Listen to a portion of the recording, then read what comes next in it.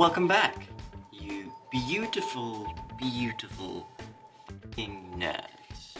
This is somewhat of an unscripted video. I don't really know what to say, except that I made a film, a queer film. It's a queer slasher called Final Boy, and this is the poster that I made, signed by the cast and crew. Now, there's something I want to talk about today. Okay, the point of today's video is whether your work of art still matters and whether it's still good, and how critical of it should you be when you made it. This film has gone into a film festival, has gotten through it's an official selection. We have the laurel and everything for it. I didn't think that it would get in because I have seen this film. I have seen this film probably 300, maybe 400 times. And I've come to the point where I realized that I only ever see the negative stuff about it. And every time I watch it, I'm just like, that could have been done differently. That could have been better. We should have done this instead of that. And I only ever see negative stuff about the film nowadays, and I don't appreciate it for what we did do correctly. What's important is, and what's interesting to me is that it got into a film festival. So we did something right? I'm going to that film festival later today. We've also been nominated for awards for the film. So, got into 3 different categories. I can't name them at the top of my head right now, but so I got nominated for 3 different categories, and it's really weird for me to see that, because like I said, I only ever see the bad stuff about the film, and it made me think about how much of the film is actually still good. There's a lot of stuff that went into it. So we spent over £2,000 on the film to be made. It was a graduation film for our final year of uni, and there's a lot of things that could have been done better, and there's a lot of things that could have definitely been done worse. And there is probably a golden middle road somewhere there that is the ideal way for me as the head creative to watch the film. I came up with the concept, I co-wrote it, I directed it, and I was there for the entire editing process. And the music and stuff, all of the composition for that was also under my supervision. So I've seen the film so much that now whenever I see it, I'm just like, you know, shunning away in the corner being like, this film is bad. It clearly isn't though, and there is an interesting conversation to be had with that. Does that make sense? Am I just blabbering stuff? What I was trying to do with this is provide proper gay and kind of queer representation for horror, specifically slasher films. When I pitched the idea, everyone seemed to really like it, and sometimes I feel that got lost in translation somewhere. I don't know. I've seen the film way too many times to have any sort of unbiased opinion on it. In my opinion, I don't think the film was as successful in providing that representation as I would like it to be. But that's a conversation that we can have with someone who's not as biased. Tristan, the lead actor. Ah, there I am. It's a very wide angle. That should be Oh, good. it's a nice angle. It's a nice It angle. looks filmic. Yeah, thank you. Yeah, I mean... It's almost like I studied it for 3 years. Hello, Tristan. Hello, Bertie. How are you? I'm good. How are you? I'm well. We are underneath a tree. Underneath the tree, yes. Yeah. So, you were involved on my film. You were the lead. I was. And you got cast 2 days before shooting. Yes, I did. Yeah, 2 days before shooting, which isn't entirely all that uncommon in this industry. Yeah, sadly. Most of the jobs I do end up doing. We didn't do it because we did it last minute. We did it because our original lead got COVID.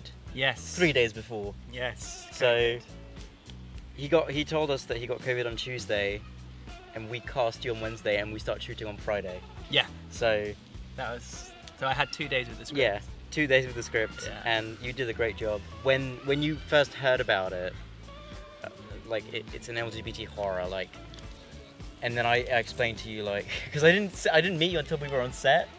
That's true. Well, no, we met online. I got to see you. We had a chat. We had like on a Zoom. an audition. Yeah, we had a bit of a chat. Yeah, we got to chat a bit. We got to chat a bit. Well, what did you like? What was your first impression of just like? Well, I mean, I I adore 80s culture as it is. So, you know, when... Actually, I'm trying to remember. Yeah, was it? I'm just trying to remember how it ended up landing on my desk, as it were. I think I got an email from. Yeah, I got an email from not my lecturer directly, but a friend of my lecturer. Whose job it is to secure actors for students. Uni. Yeah, exactly. Yeah, because he had gotten me a little workshop thing with some of your fellow students beforehand. Yeah. And so I ended up getting an email from him saying, "Oh, this guy is needing to find an actor urgently. Are you free? Here's the material." And I was like, "Oh, I love the material, because I love." Yeah, it's because the film is set in the 80s. Because slasher films were the most relevant then. Exactly. So I was just like, "Yeah, I'm all over this. I love this." And it's the idea was, and I don't know if this has gone stale over time, but the idea was to give proper LGBT representation in slashers. Yes, because it's exactly. it's basically non-existent. If there is any, it's subtextual or extremely minimal, or very token. Very token, or they're there for the sake of comedy. Well, yeah, they're the gay guy that gets killed first, exactly. And then that character is always very so stereotypically presented in an out of date portrayal. I would say that's conceived by a very heteronormative viewpoint. Well, yeah, exactly. That's what kind of bothered me a lot, because I was writing my dissertation for uni and I was talking about how LGBT is just non-existent in horror, but it's great for subtext. Mm-hmm.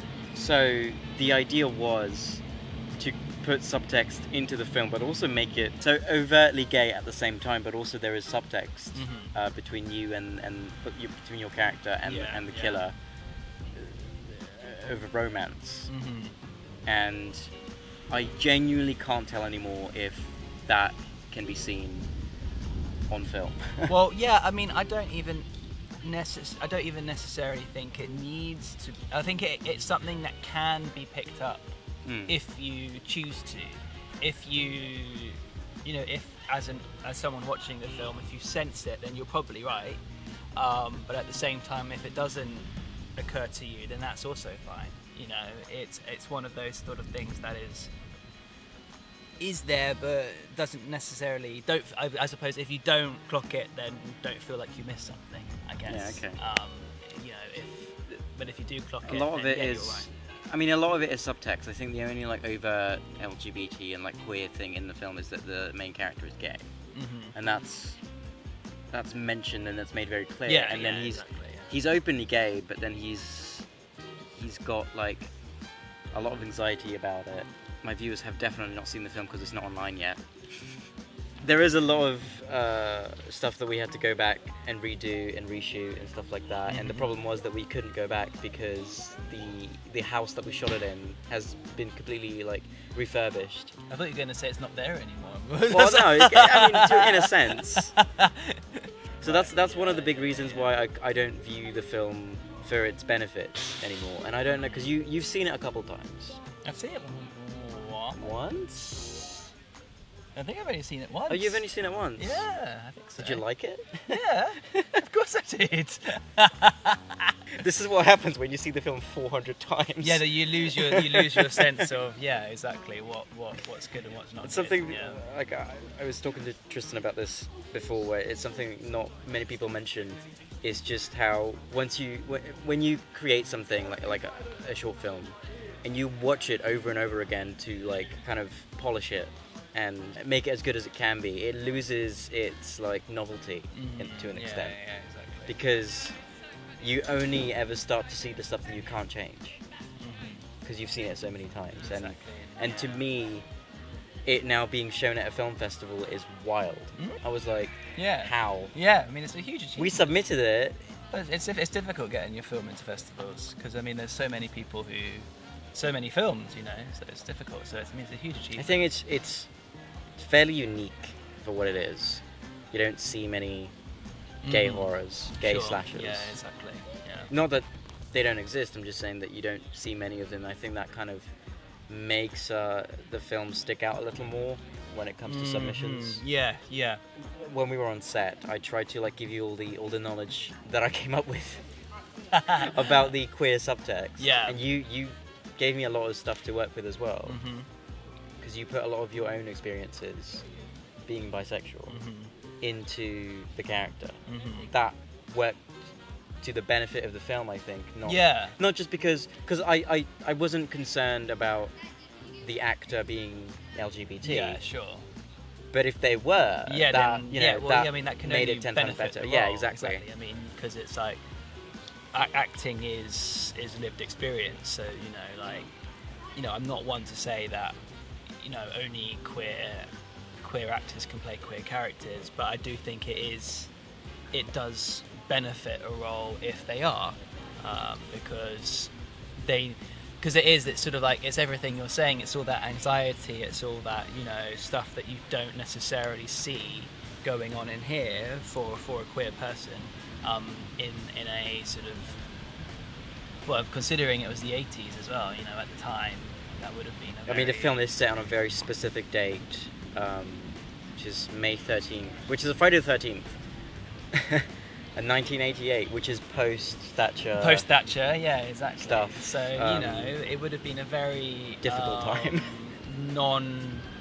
An unfriendly time for queer people to be alive. I remember I got when I came up with the concept and when I was writing it, I got a lot of people kind of concerned that I'm writing this queer film, but I'm cisgender and male and hetero and although like I was reading recently, what is, there was an interesting article that I was reading, like, say for example, if you did identify as a cisgendered straight person and you were in a relationship with someone who didn't, would that therefore make you queer in some way because you are willing to explore the concept of entering a relationship into someone who doesn't? That's not heteronormative. Yeah, exactly. It was a really, really I think interesting so. article, actually. That sounds really interesting to explore. I think people were concerned that I didn't understand what it's like, and I feel like the understanding and experiencing it is two separate things. Yeah, sure. I don't think you have to experience something absolutely. to understand it. No, of course not. And I mean, like, as a straight person can still have queer friends. It's sort of like most of my exactly. social circle is queer. Yeah, exactly. So, like Yeah, exactly. I kind of wanted to tell a queer story because I don't see it that much at all, especially in modern cinema. It's not represented very well, and even if it is, it gets so much praise from people online just for having a gay character that's got one slight scene where they're implied that they're gay, and I get why people praise it, because people are starved for it. In big Hollywood in mainstream, blockbusters. massive films. People are starved for it, and I understand. Those people tend to just sort of be erased altogether in those kind of. Yeah, exactly. They're not even really mentioned. Yeah. Because like slashers in the 80s were considered mainstream, very much so. Especially like the Friday series and the Nightmare on Elm Street films. Sure. And to kind of throw a curveball at the genre and flip it on its head. Really, I think at the time I thought it was a really good idea. When I was conceptualizing it, I was like, what if the main character is gay and the villain, the slasher villain, taunts him for being gay, and then he fights back because of that, and it's just like it's a triumph. Yeah, it is, absolutely. There was a sort of like that sense of triumph is the right word. It's sort of like, I won, I didn't lose here, I won. I've spoiled the ending of the film, Bertie. Editor Bertie's like shaking his head.